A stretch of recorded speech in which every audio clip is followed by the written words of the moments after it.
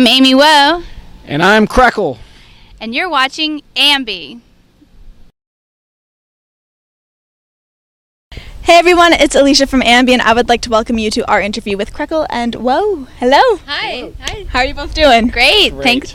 Nice to meet you. It's nice to meet you as well. I just want to say thanks for joining me. Yeah, thank you. So we have been on the LaZoom Band and a Beer bus tour, which is quite the experience. It's very bizarre, and I'm from Toronto, and I don't really feel like you'd see those types of things. Is this pretty typical and normal for Asheville? It's a one-of-a-kind thing. I mean, the owners, Jim and Jen, started it. You know, it was a brilliant idea that they had, and so I think it's very unique to Asheville. I don't know of any other town that has something like this. Yeah. Are there a lot of unique things like that? 'Cause even walking around, the art, there's such a community to everything. I really love that about this place. There is, and this town has been known for being kind of an artist haven. We moved here in the '90s because it was a kind of a fairly inexpensive place, and there were a lot of other artists and musicians here that were kind of flocking to this little town, for that reason, Tell me a little bit about your history with Asheville, because I know it does go quite a ways back. Yeah, well, I've lived here for about 25 years. So when I moved here in the '90s, like I said, it was full of artists and musicians. We were kind of pioneering the place in a way.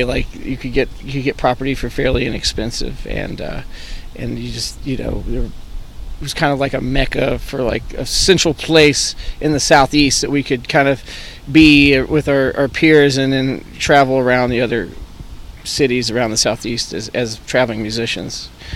And it's also a great visual art scene as well, as you can see around us. I mean, it's kind of been a place where a lot of street art has kind of sprung from this little area, whereas nowhere else within a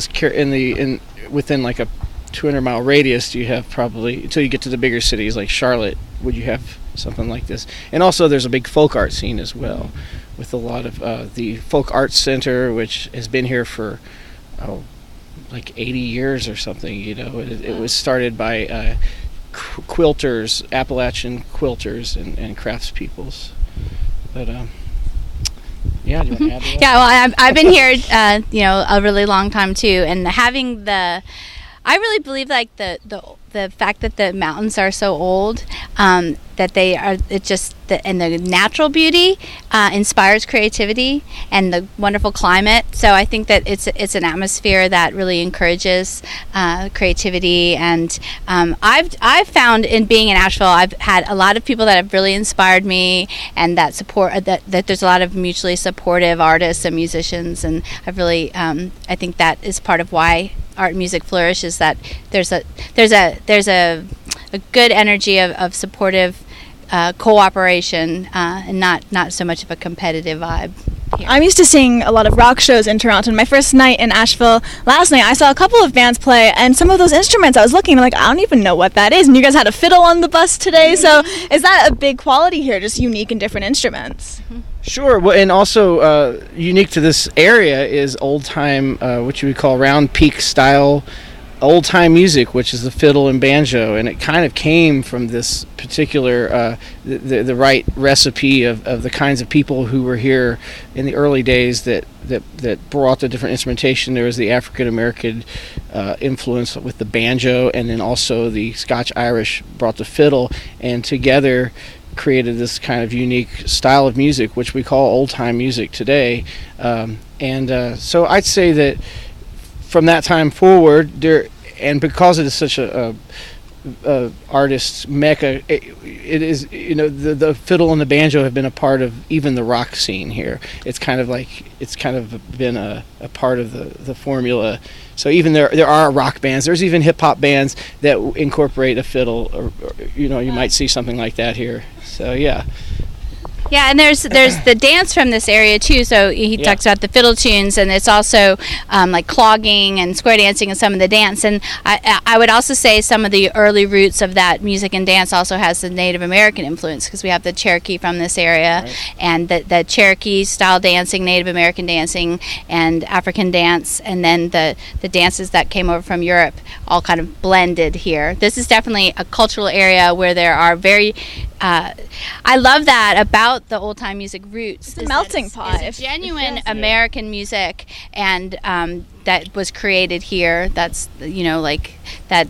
There's just the circumstances made it possible, and like I said, I feel like the atmosphere of the place lent itself to expression and music. Well, as a band, you have played a lot of shows over the last decade together. Would this happen to be one of the weirder ones, or have you played odder venues?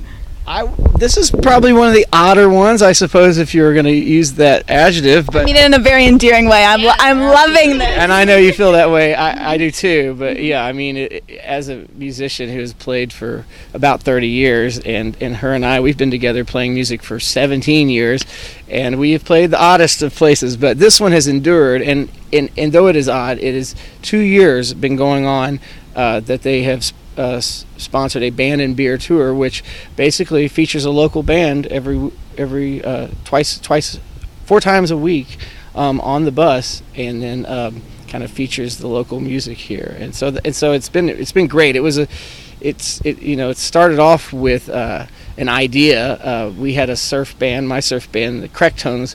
We would play on there for Christmas. We'd do a holiday surf rock show, and we would sell tickets. People would get on there and they would drink on the bus, and we would play surf rock Christmas tunes. And then we did that for about 7 years, and then finally they're like, you know what, this is kind of cool. We should do this as a regular thing. So now it's year round to have music on the bus, and it's a great idea that's just kind of blossomed. Yeah. So getting used to having everything kind of moving while you're playing, and yeah, that's part it's balance. You have to adapt. But not many venues are in motion. It's very on the fly. On the fly, literally. Mm-hmm. Yeah. Well, I enjoy how heartfelt your music is, but especially how fun it is. Not just because we're in this setting, but even when you listen to the tracks just with headphones and you close your eyes, like there's a really charming characteristic to it. So when did you realize together that you kind of had something, like the voices just clicked, everything, you had all the gears in motion? What do you say? Yeah, I know.